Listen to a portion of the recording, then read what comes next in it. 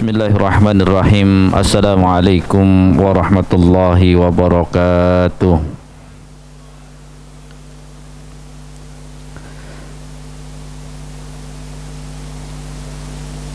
Alhamdulillah. Alhamdulillahilladzi khalaqana wa ja'alana minal muslimin. Walladzi an'amana bikulli ni'am wa an'amana bi ni'matil imani wal islami wa huwa haqqun na'im. Asyhadu an la ilaha illallah wahdahu la syarikalah al-azizul hakim. Wa asyhadu anna Muhammadan abduhu wa rasuluh shadiqul wa'dil amin.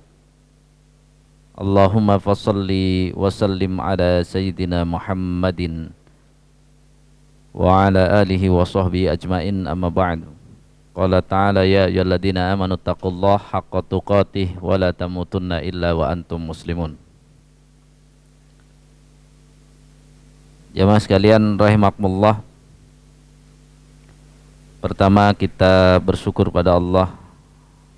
Salawat dan salam dan tercurah kepada Nabi kita Nabi Muhammad sallallahu alaihi wasallam.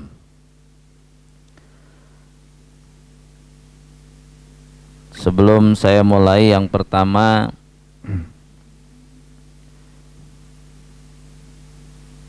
waktu kemarin saya ngambil data terakhir untuk penyelesaian tesis ke Jawa Tengah, maka tinggal di Jawa Barat belajar Islamnya lebih mudah daripada di Jawa Tengah. Kemudian saya kemarin juga berkesempatan ketemu dengan tokoh pendiri sekaligus pengasuh pesantren yang saya teliti. Rumahnya sangat sederhana, tapi kalau melihat, saya kebetulan bertemu dengan orang yang sangat kenal beliau, sehingga kalau yang di tabungannya mah banyak, tapi rumahnya sangat sederhana. Katanya dulu sebelum pesantrennya bagus, masa rumahnya lebih bagus dari pesantren. Begitu pesantrennya bagus, maju, sekarang muridnya kurang lebih 1.200-an, itu nanti kalau bangun rumah dikira ngambil untung dari pesantren, akhirnya nggak jadi. Kegiatan beliau luar biasa. Saya kemarin itu karena beliau lagi sakit, kemudian saya silaturahim, katanya besok pagi sama saya aja ke satu tempat yang cukup terpencil, kurang lebih 45 menit pakai mobil. Nah, subuh-subuh sopirnya datang, kemudian sebelum subuh ya, jam 3 di sana kan subuh jam 4 kurang, jadi jam 3 itu supirnya bilang, Pak Kiai nggak bisa ngisi, jadi yang ngisi Ustadz aja. Jadi kemudian saya ajarkan yang sederhana, akhirnya saya cuman mengatakan bahwa ya pengajaran Islam di Jawa Tengah masih yang banyak kan sholawatan, kemudian ya baca Yasin itu, tapi pemahaman itu sangat minim. Kenapa saya kisahkan ini? Karena umur juga. Kebetulan kemarin subuh saya di WA sama kawan yang antar saya masuk ke Kiai itu, dia bilang Pak Kiai wafat. Makanya saya sebut ini ya, berarti orang yang berdakwah sampai beberapa titik, yang pada akhirnya nanti kalau Ustadz pulang mau nggak mau keliling ke tempat-tempat Pak Kiai ini berdakwah, saya katakan insya Allah kan itu ya. Sehingga mohon keikhlasannya untuk mendoakan beliau, Allahumma gfirlahu warhamhu wa'afihi wa'fu anhu. Yang kedua, kajian kita si Sabtu pekan kedua ini tazkiyatun nafasnya sebenarnya menggunakan kitab Riyadhus Shalihin. Jadi kalau di rumah punya kitabnya, baca-baca itu biar ada apa? Ada frame. Selama ini kajian Riyadhus Shalihin itu kan kajian ayatnya dijelasin, hadisnya dijelasin, sampai arahnya kemana nggak tahu. Padahal ketika kita bicara tazkiyatun nafas itu berarti mengkaji Riyadhus Shalihin menggunakan metode nama kitabnya. Nama kitabnya kan Riyadhus Shalihin, taman orang-orang solih. Dalam pengantar dulu saya sudah katakan, taman orang-orang solih itu ada di mana? Apakah di taman yang banyak bunganya? Apakah di gunung, di lembah, di pantai? Apakah saat sehat atau saat sakit? Ketika sudah bicara tentang Riyadhus Shalihin, taman orang-orang solih itu tempatnya di mana? Dalam hati. Maka kajian kita ini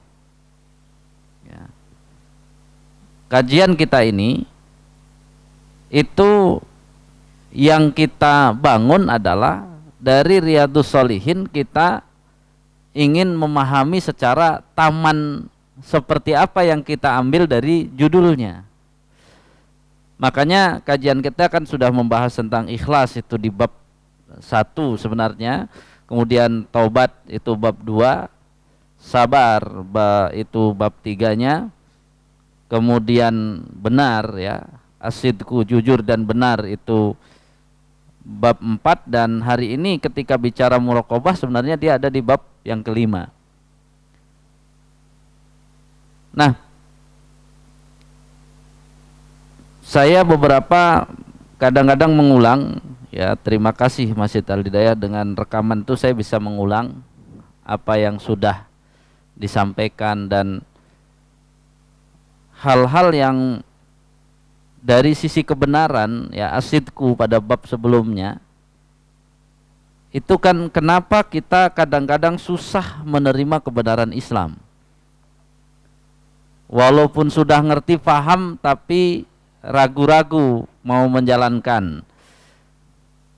Bahkan kadang-kadang kayaknya repot banget, memang harus kayak begitu beragama. Kan selalu ada apa?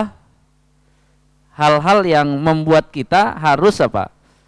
Apa yang kita dengar, apa yang sudah kita paham itu antara sami'na wa ata'na dengan sami'na wa asaina kadang-kadang lebih banyak sami'na wa asaina.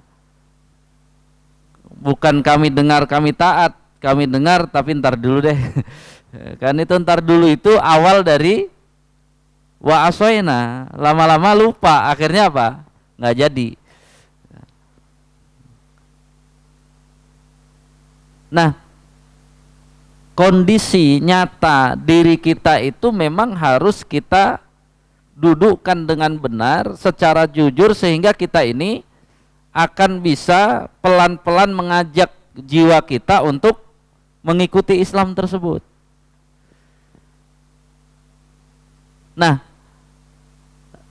akhirnya itu sebenarnya nanti beberapa akan ketemu. Tadi paling besar penghambat jalan Islam kita paling besar adalah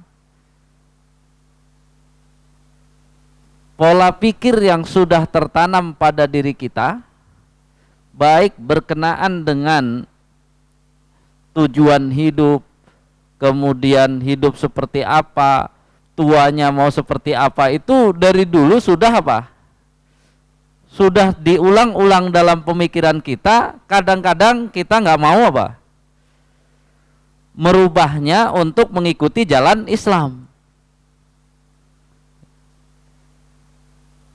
Walaupun sudah rajin ke masjid dan ngaji puluhan tahun, kadang-kadang kalau ditanya spontan,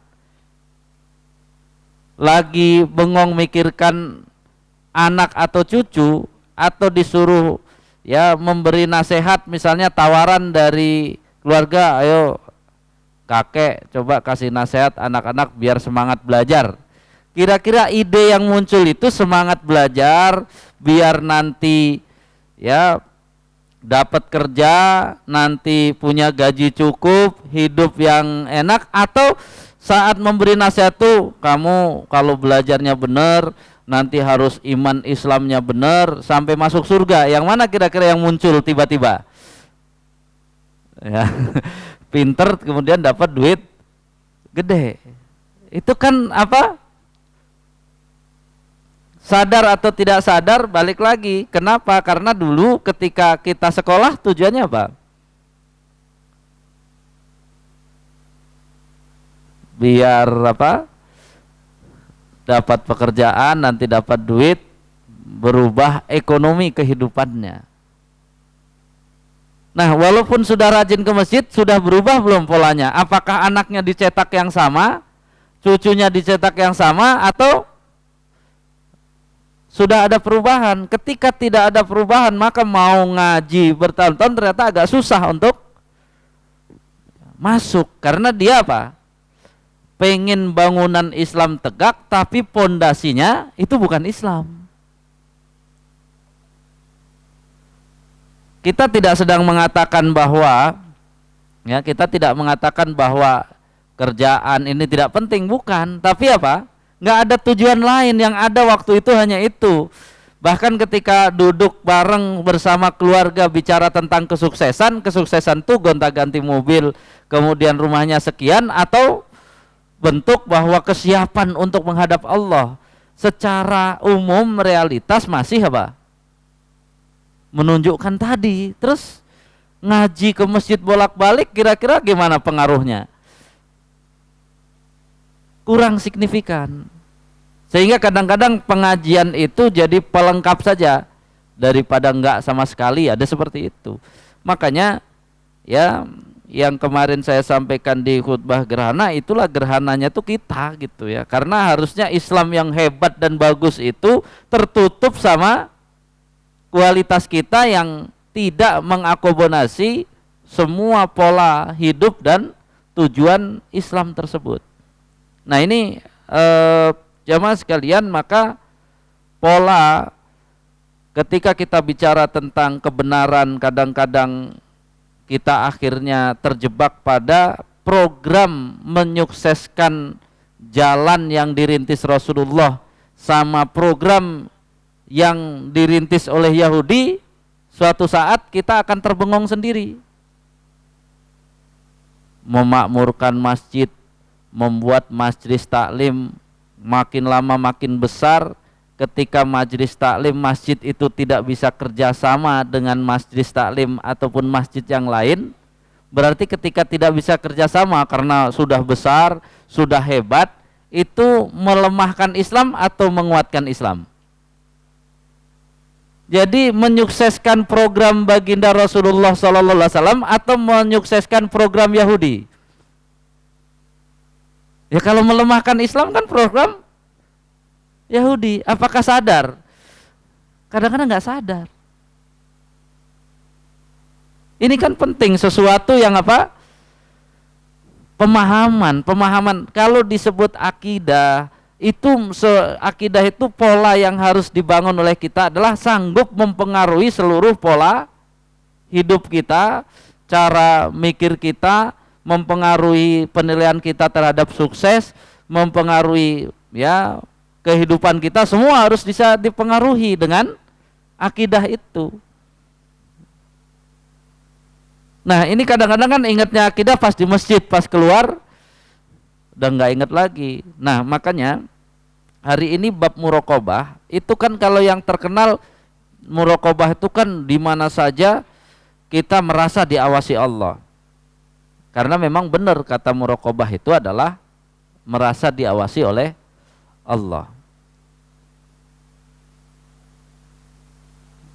Kita bersyukur kerangka yang dibangun oleh ya Imam An-Nawawi di Riyadhus Shalihin ini dengan ya dimulai dari ayat-ayat Al-Quran, baru kemudian beberapa hadis sebagai pendukung. Kalau kita baca ayatnya, tafsirnya, kemudian hadis-hadisnya, itu bicara ayatnya nanti hanya memastikan kepada kita bahwa Allah Maha tahu, Allah Maha mengawasi kita dimanapun, kapanpun. Maka yang disebut oleh Imam An-Nawawi adalah surat Asy-Syu'ara ayat 218-219. Ya, alladzi yaraka hina taqum wa taqallubaka fis sajidin. Ya. Di sini yaraka hina taqum itu Ibnu Katsir menyebut ilas shalah. Yang dinamakan takum di sini adalah ilas shalah, berdiri untuk sholat. Kemudian wataqallubaka fis sajidin adalah wataqallubaka raki'an wa qa'iman wa sajidan wa qa'idan fis sajidin ay al musallin. Kemudian Ibnu Katsir mengatakan yakni yaraka idza shalaita munfaridan, Allah melihat engkau ketika engkau sholat sendirian, wa idza shalaita fi jama'atin, ataupun ketika engkau sholat berjamaah. Dan ini kita sudah tahu Allah pasti Maha melihat, itu satu. Kemudian surat Al-Hadid wa huwa ma'akum aina ma kuntum, itu juga jelas Allah akan selalu bersama kalian dimanapun kalian berada. Berarti kan Allah pasti mengawasi apa yang kita lakukan. Kemudian Al-Mujadalah ayat 7 yang alam tara annallaha ya'lamu ma fis samawati wa ma fil ardh ma yakunu min najwa thalathatin illa huwa rabi'uhum wala khamsatin illa huwa sadisuhum wala adna min dzalika wala aktsara illa huwa ma'ahum aina ma kanu thumma, ini yang terpentingnya, yunabbi'uhum bima amilu yaumal qiyamati innallaha bikulli syai'in alim. Mau kita ngobrol rahasia nggak ada yang tahu, bersama 3 orang Allah yang keempatnya, 5 orang Allah yang keenamnya, dan mau berdua juga Allah yang ketiga, mau 7 Allah yang ke-8. Itu ditegaskan di ayat, menunjukkan apa? Allah bersama kalian, bahkan summa yunabbi'uhum, nanti Allah tinggal memberitahu kalian, nih loh yang waktu itu kalian ya kumpul-kumpul yang katanya rahasia. Kemudian Al-Fajr yang diambil adalah inna rabbaka labil mirsad, Allah akan selalu ya melihat dengan al-mirsad itu yasma' wa yara, mendengar dan melihat ya. Baru kemudian surat Ghafir ya'lamu khani'inatal a'yun wa ma tukhfis sudur, jadi yang tidak bisa ditembus atau yang menipu pandangan, bagi Allah tidak pernah bisa menipu pandangan. Kemudian yang tersembunyi di dalam dada kita saja bagi Allah tidak tersembunyi.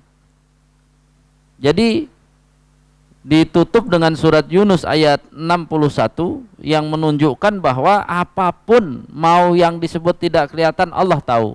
Bahkan Allah katakan illa fi kitabim mubin, bahkan dicatat. Ada catatannya. Artinya di ayat-ayat ini penegasan bahwa Allah pasti mengawasi kita.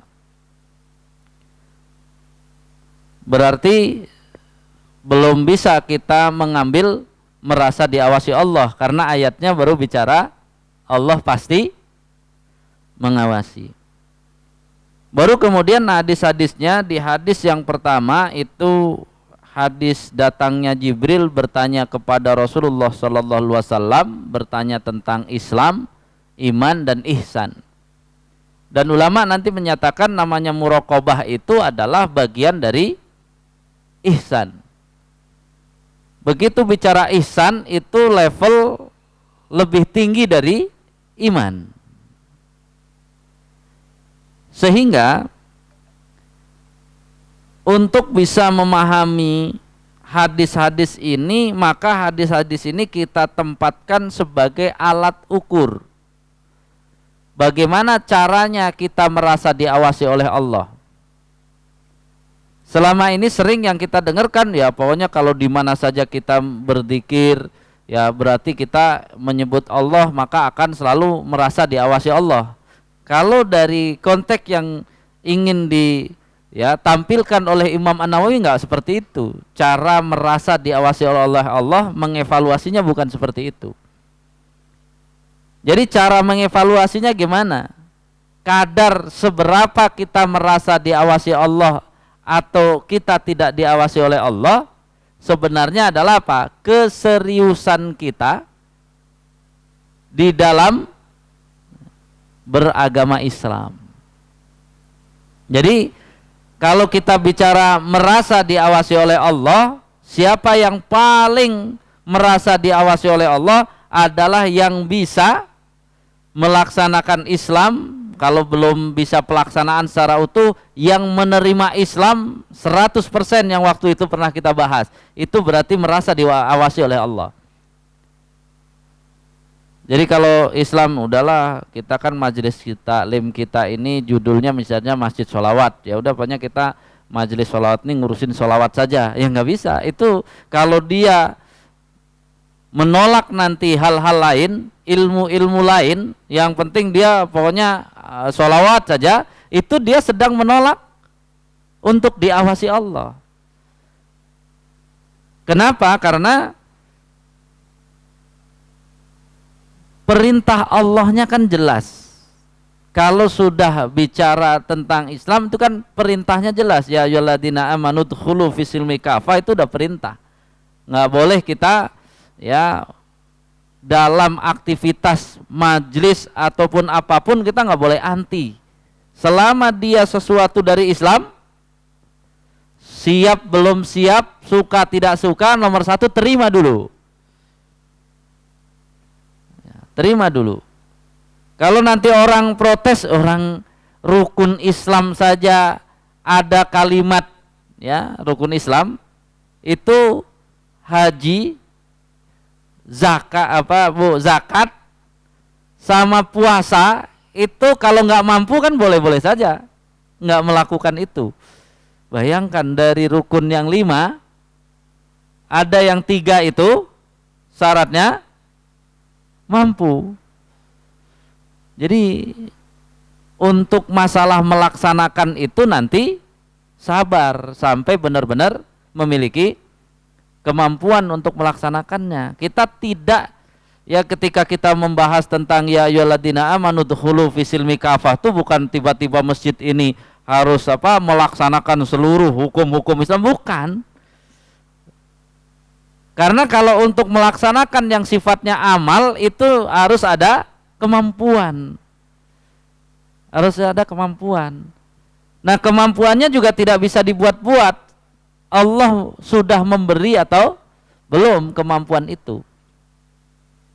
Makanya yang harus dibenahi itu adalah yang ada di dalam diri kita.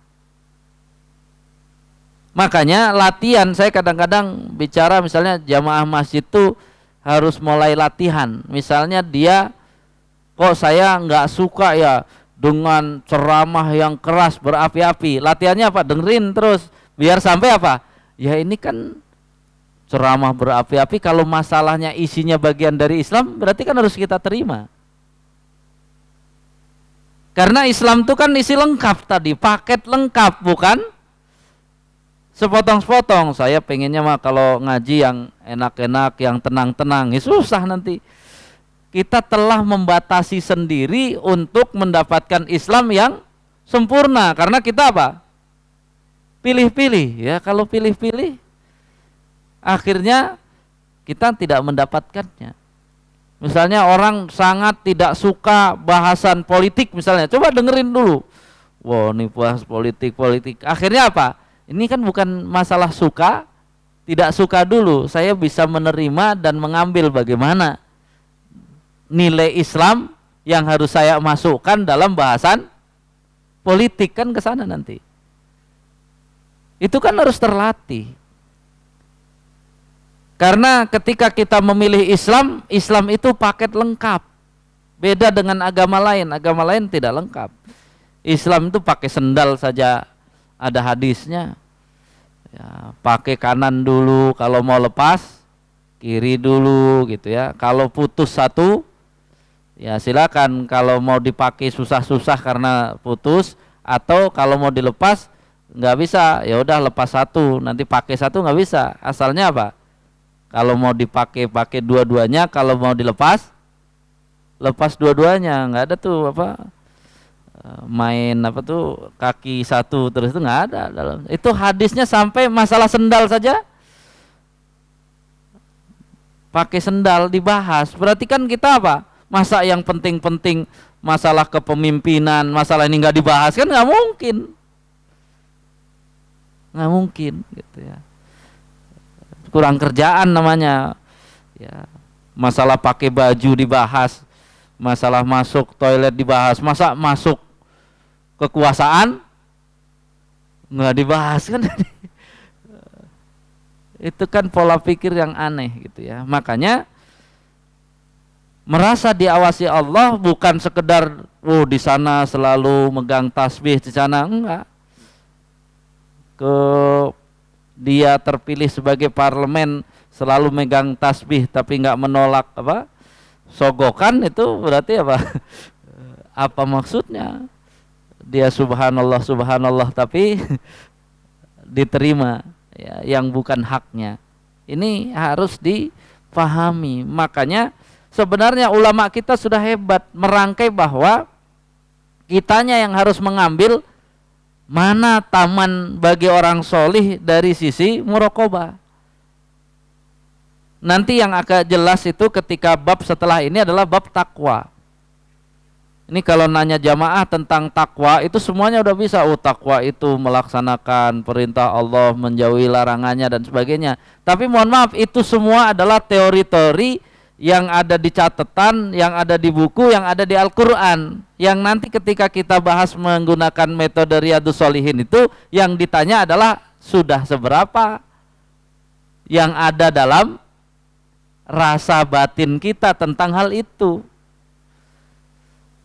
Apakah kita mendatangi ya sholat itu dengan semangat, seneng, bergembira, pas imamnya bacaannya bagus, imamnya bacaan jelek tetap gembira, atau kalau imamnya bagus mah enak, imamnya bacanya jelek ngambek, kan berarti dia belum jelas tentang pemahaman dia tentang rasa takwa. Makanya nanti yang kita sebut di bab Riyadhus Shalihin jangan pengertian takwa secara umum. Kalau takwa secara umum udah selesai. Udah dibahas di surat Al-Baqarah ayat 1 sampai 5, nanti ciri orang bertakwa. Nanti di mana lagi surat Ali Imran gitu ya, ciri orang yang bertakwa. Wasari'u itu sering sudah dengar. Tapi itu kan semua teori yang ada di catatan yang disampaikan. Yang ditanyakan kalau pas membahas tentang Riyadhus Shalihin itu gimana rasanya? Sama dengan kan ini kan sama dengan gini. Kita sakit, obatnya ini, obatnya udah diminum belum, terus sekarang udah sembuh atau belum, kan itu yang ditanyakan, bukan pas saat ditanya kalau begini obatnya ini. Kita tidak nanya obat. Kalau sudah bicara tentang Riyadhus Shalihin, dia sudah dipakai dan sekarang sudah memberi efek seberapa kesembuhannya. Jadi yang ditanyakan hari ini kepada jamaah sekalian, namanya muraqabah itu jangan jauh-jauh dulu. Seberapa kita semangat untuk menerima Islam tadi. Ya, menerima Islam pertama kan mau dengar, mau belajar, itu sudah lumayan tuh. Itu mulai ada apa? Ada muraqabahnya sudah muncul. Dia dulu nggak pernah mau ngaji, sekarang mau ngaji. Nggak pernah mau dengar. Dulu kalau udah dengar pengajian protes mulu kan gitu ya. Sekarang mulai nggak. Itu berarti udah mulai ada apa? Muraqabah. Muraqabah. Sehingga apa? Muraqabah itu maksudnya dia mulai memahami Islam ini, kemudian pelan-pelan apa? Oh, Islam tuh harus seperti itu. Harus paham seperti ini. Sering sekali kan kita terjebak dengan apa? Dengan kedudukan kita di luar ya ilmu yang kita miliki. Misalnya gini, kita ngaji ke masjid, tapi kita dosen misalnya. Seolah-olah kita pengen menangkap kajian itu dengan cara dosen. Ini metodenya, kok jadi metodologinya kan sedang ini tidak sedang kuliah bab itu, bukan gitu ya. Bedakan antara kita kuliah yang menyampaikan nanti secara teori begini dengan sesuatu yang harus apa? Apalagi ini kan kajian tentang Riyadhus Shalihin, nggak bisa bahasa kuliah, nggak bisa. Karena ilmiahnya itu hanya untuk pendorong, yang sedang kita tanyakan adalah sudah sampai mana ya. Sehingga kalau kita kemudian kaum muslimin secara umum muraqabahnya lemah. Itu 2 masjid dipanas-panasin bisa berantem loh Pak. Coba. Jadi muraqabahnya di mana? Dia sampai nggak berpikir, memang saya ngurus masjid, dia ngurus masjid, untuk apa kalau begitu? Kalau bisa apa? Masa 2 masjid berantem diadu, kan lucu jadinya. Tapi di Indonesia masih bisa Pak. Kan berarti apa? Sangat lemah kesadaran merasa diawasi oleh Allah. Harusnya kan kalau dia sadar, ntar dulu, ini masjid memang punya siapa, terus urusannya apa. Yang benar tuh 2 masjid itu harusnya saling kerjasama, bukan berantem lucu kan gitu ya. Yang paling mudah itu kalau ada orang ribut terlalu, berbeda terlalu, pengennya banyak, bilang saja, kita ini sebenarnya sedang berusaha keras untuk menguatkan Islam dan kaum muslimin, atau ingin menghancurkan Islam dan kaum muslimin dengan sedikit-sedikit dipermasalahkan, sedikit-sedikit dipermasalahkan. Kalau itu berarti kan sudah balik lagi. Ini sebenarnya ikut siratal ladzina an'amta alaihim atau ikut al-maghdub alaihim. Berarti kan ikut al-maghdub alaihim sama ad-dhalin. Selesai. Pantesan ya Yahudinya ya sudah ketawa-ketawa aja lah, gampang kan gitu ya. Kalau tadi ya secara parsial. Sehingga bahkan nih ketika kita ukur, kan kita jarang, saya suatu saat misalnya suka tuh kalau disuruh gantikan gitu. Nah, karena kalau menggantikan tuh kan nggak mungkin kita buka tema baru. Yang ada apa? Evaluasi. Nah, kalau udah evaluasi itu mereka baru mikir. Jadi udah berapa lama ngaji, coba saya tanya nih, jelaskan ini apa. Suruh jelasin ikhlas saja Pak. Itu udah muter-muter ini. Kan akhirnya kan bilang, loh terus ngajinya selama ini kita mau bilang bahwa 10 tahun ngaji sudah paham gitu, karena ditanya tentang keikhlasan muter-muter. Ditanya tentang kesabaran muter-muter juga. Jadi akhirnya gimana dong Pak Ustadz? Ya bukan gimana, makanya kalau kita mau ngaji, belajar, yang belum kita pahami tanyakan. Ngaji itu bukan bicara pahalanya dulu, tapi bicara paham, karena maksud kajian itu agar paham. Setelah paham, bersama-sama untuk ya mengamalkan dan menguatkan tadi. Mengamalkan aja nggak boleh asal-asal mengamalkan. Kalau dengan mengamalkan itu ternyata bikin masalah keonaran, ya harus apa? Ntar dulu, harus ada apa? Pemahaman bareng dulu. Ini kan selama ini berjalan dengan alamiah, sehingga alamiah itu kan kita tidak bisa mengatakan itu muraqabah. Kalau ingin merasa diawasi Allah kan nggak bisa hanya sekedar berjalan alamiah, harus ada ya manajemen, harus ada tadi ya hal-hal yang harus disinkronkan. Makanya bersyukurlah ya ikut aktif di masjid dan sebagainya itu, dengan punya frame yang benar dia akan menguatkan umat.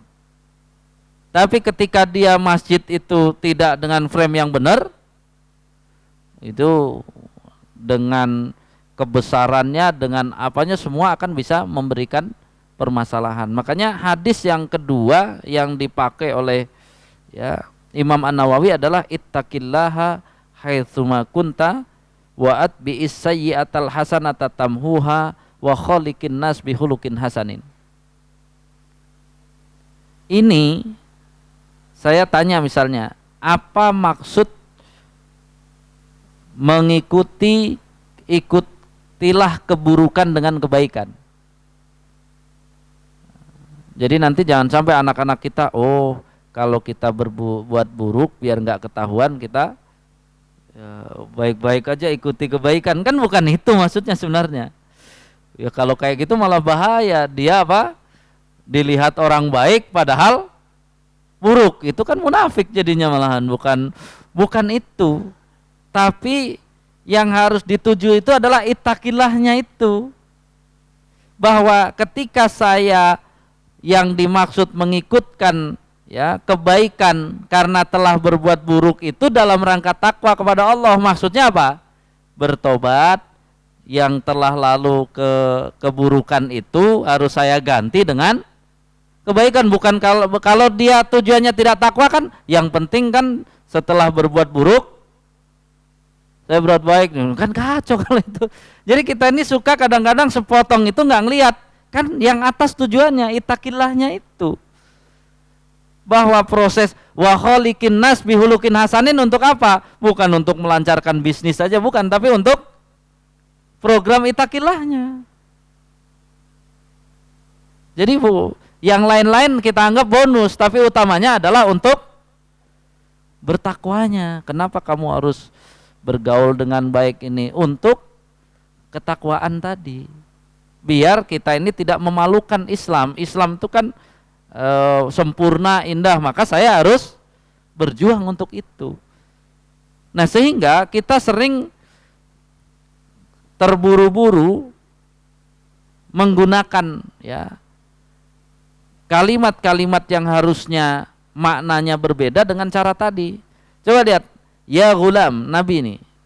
Habis itu Imam Nawawi menyebutkan hadis ini, ya gulam. Gulam itu berarti anak yang belum berumur balik. Pokoknya dia sebelum balik, ya gulam itu. Inni u'allimuka kalimatin. Nah inilah ngoreksi kita. Itu kalau mau nasehatin anak yang belum balik, nasihatannya begini, ihfadillah yahfaduka, bukan nanti kamu sekolah dapat ini ternyata disuruh apa?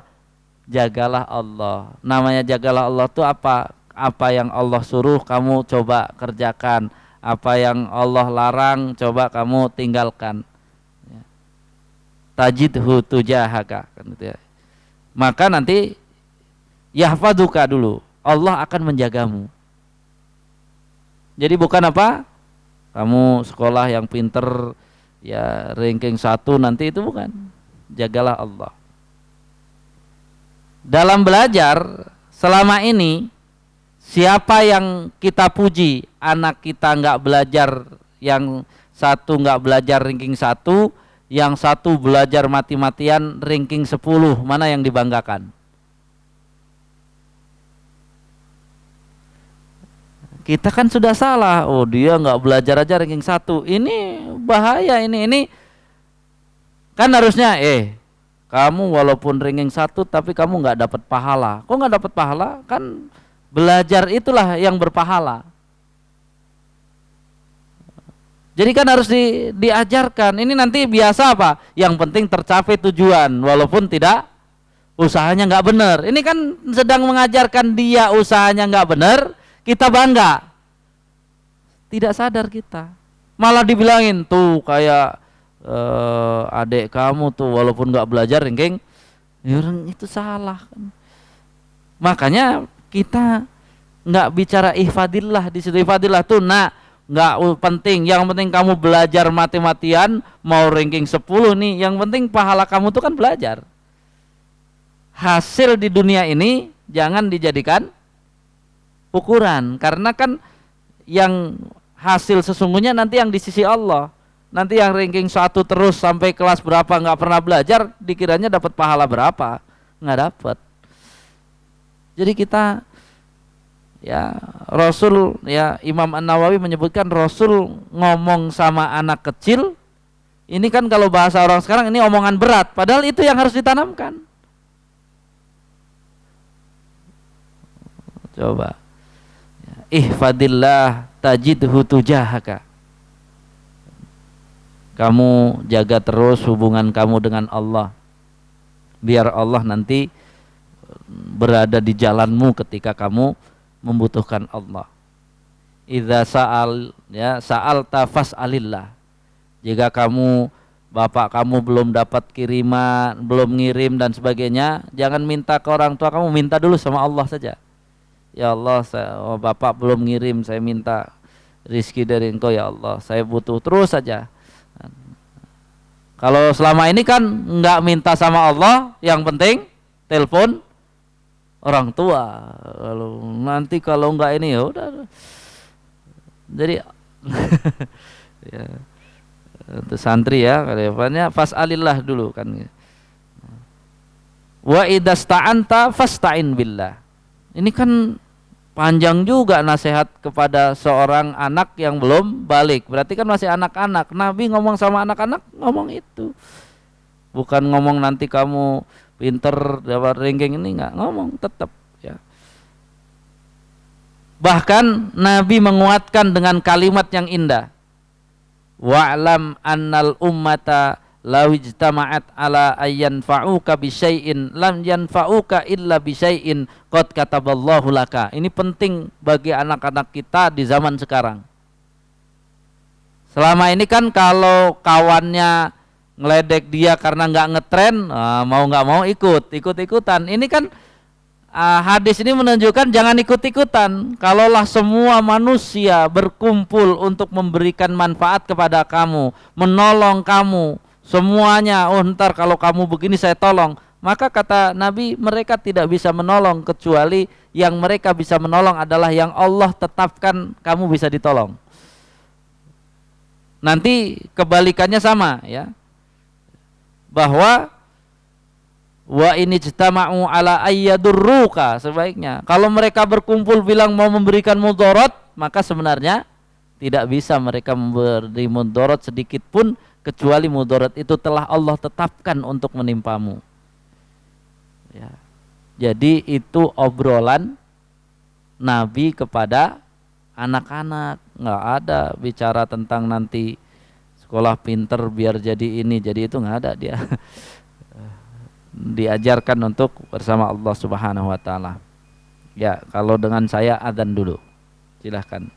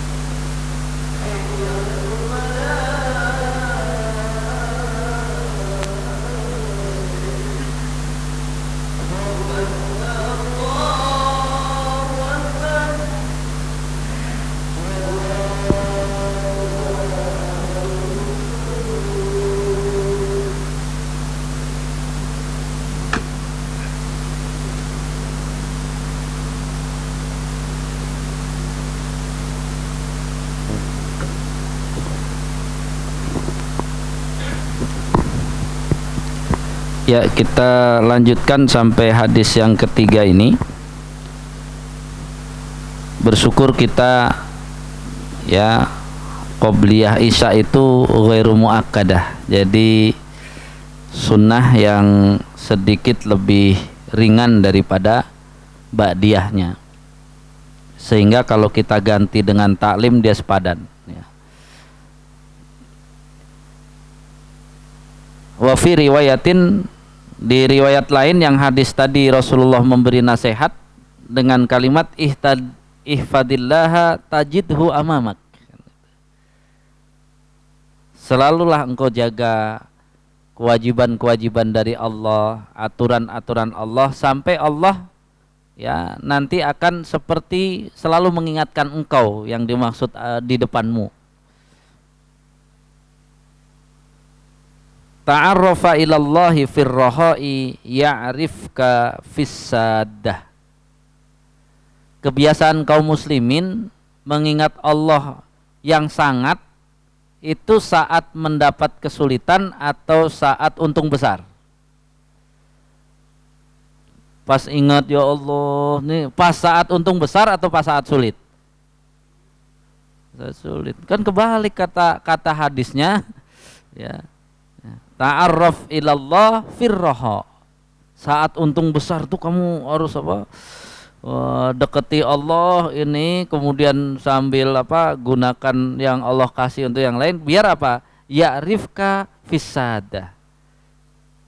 Biar Allah kenal kamu kalau pas sulit. Ya, jadi kalau pas sulit minta-minta Allah, Allah nggak kenal ya memang kamu pas apa? Kebalik itu, kebalik dari hadisnya. Itu namanya cari-cari Allah saat sulit, saat lapang. Kan kalau hadisnya disuruh cari Allah saat lapang, biar Allah tetap mengenalmu saat sulit. Itu aja kita belum muraqabah di sini. Kalau masih kebalik kan belum muraqabah. Kemudian wa'alam annama ahtaka lam yakun liyusibaka. Ini kita suka kadang-kadang GR, kita merasa hebat. Kayaknya saya dapat musibah karena kesalahan saya. Hebat banget berarti kita. Kalau hanya sekedar untuk ya introspeksi nggak apa-apa, merasa jangan. Karena ini hadis ini mengatakan sesungguhnya ya, kesalahanmu, dosamu itu belum tentu akan menjadikan engkau mendapatkan musibahnya. Belum tentu. Yang kalau salah langsung dapat teguran kan siapa? Para nabi. Atau dibalik lagi, wa ma asobaka lam yakun liyuhtiaka. Yang terjadi musibah pada kamu kan juga belum tentu kamu berbuat dosa. Makanya salah kalau mengkaji tentang Nabi Ayub, kira-kira Nabi Ayub sakit 18 tahun itu dosa apa yang diperbuat, kan kacau. Ini hadis ini kan menjawab bahwa apa? Orang dapat musibah belum tentu dia berbuat salah. Ya kalau kita menuduh Nabi berbuat salah, kita udah menyatakan Nabi itu kan pilihan Allah. Jadi jangan dicari dosanya kan gitu ya. Tapi apa? Ini sebenarnya jawaban. Intinya kalau dapat sesuatu kejadian itu sebenarnya nggak usah pusing salah siapa, ikuti lagi ketentuan Allah yang harus dijalankan. Itu maksudnya sebenarnya. Kalau sibuk salah siapa tapi solusi dari Allah nggak dikerjakan, bukan itu maksud Allah memberikan kejadian. Allah memberikan kejadian mau yang salah atau yang benar, semuanya berkumpul untuk gimana cara menyelesaikannya menurut ketentuan Allah, kan itu. Jadi nggak usah sibuk nih salah siapa ini dulu, tapi apa solusinya yang benar, itu yang harus dicari. Sehingga apa? Kalaulah memang dia ada salah ya bertobat, kan bab tobat sudah di atas. Terus yang nggak boleh dia salah kan belum tentu karena saya, ya bukan nggak bisa begitu, udah jelas salah kan itu ya. Jadi salah masalah ditegur atau tidak ditegur, orang yang merasa diawasi Allah, dia berbuat salah, tetap harus bertobat. Itu kan senjata orang kafir, orang munafik. Ini saya berbuat gini Allah nggak ngirim-ngirim azab, ya kan jadi kayak gitu karena kita nggak paham ketentuan hadis ini. Hadis ini menunjukkan apa? Untuk merasa diawasi oleh Allah jangan hubung-hubungkan antara kita berbuat dosa ditegur atau tidak, atau teguran itu karena dosa kita, nggak ada. Tapi secara mekanisme ketakwaan kalau kita salah ada teguran nggak ada teguran, ngaku salah kemudian ya bertobat, ngaku salah perbaiki. Terus ketika ada kejadian sesuatu yang dahsyat jangan malah apa? Ini kamu udah, itu malah akan menjadi apa? Susah untuk kerjasama. Misalnya keluarga kita mendapat musibah gara-gara anak kita melanggar itu. Kalau kita cuma nyecer dia, itu kan akhirnya solusinya buyar. Ya udah, ini sebagai pelajaran saja. Mari kita bareng-bareng, kan enak. Jadi anak itu merasa apa? Dibesarkan, dia mungkin akan ada apa? Rasa ya orang tua saya sudah begitu, saya nggak akan berbuat lagi. Tapi kalau apa, ini dasar nih, kalau nggak kamu yang begitu nih keluarga kita nggak gitu, mungkin dia karena sakit hati ntar sekalian aja biar kan bisa begitu. Kita kan sering apa membebankan sesuatu pada masalah, padahal ketika sudah masalah terjadi itu yang dipikirkan adalah solusinya, bukan berputar dalam masalahnya. Makanya di sini mengatakan wa'alam annan nasra ma'as sabri. Pertolongan Allah itu beriringan dengan kesabaran. Ini jangan dipahami kalau kita sabar nanti bisa ditolong Allah. Ya, kita akhirnya nunggu kapan ditolong, kapan ditolong. Saya pas menjelaskan ini pernah ditanya, Pak Ustadz, waktu itu kita ini kan di jalan ada masalah kendaraannya, terus ada juga yang bermasalah, kita tolong dia bisa jalan, kita sambil nunggu-nunggu sampai malam kok nggak ditolong-tolong. Jadi agak sudah malam baru ada yang menolong. Ya ini sebenarnya hadisnya bahwa apa? Itu kita bisa sabar bersama-sama keluarga di mobil itu adalah pertolongan yang langka. Jadi yang harus dilakukan tuh diuji, tadi sudah nolong orang, jangan pas nolong langsung akan dapat apa? Pertolongan, kan jadi stres kita seolah-olah apa nggak ada manfaatnya dong tadi nolong orang. Padahal nolong orang tadi sudah selesai, kita sudah dapat balasan 100% di sisi Allah. Nah sedangkan kita kan cuma diuji suruh sabar sampai ada solusi tambahan, itu kan bonus saja.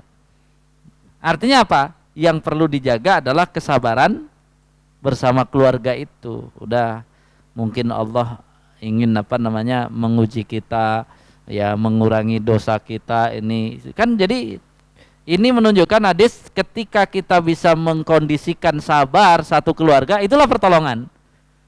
Masalah solusi itu pertolongan kedua. Jadi dia dapat dua pertolongan. Dia nolong orang tadi kan cuma satu pertolongan. Dia dapat masalah, selesaikan pertolongan langsung selesai. Kalau ini dua pertolongannya, dia bisa sabar adalah pertolongan satu, nanti dapat solusi pertolongan dua, udah dapat dua dia.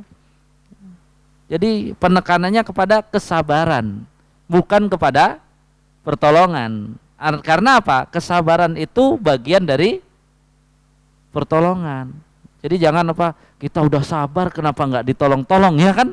Stres sendiri, padahal kita sabar itu bagian dari pertolongan. Kalau tidak ditolong Allah, kitanya nggak sabar, itu nggak ditolong Allah namanya.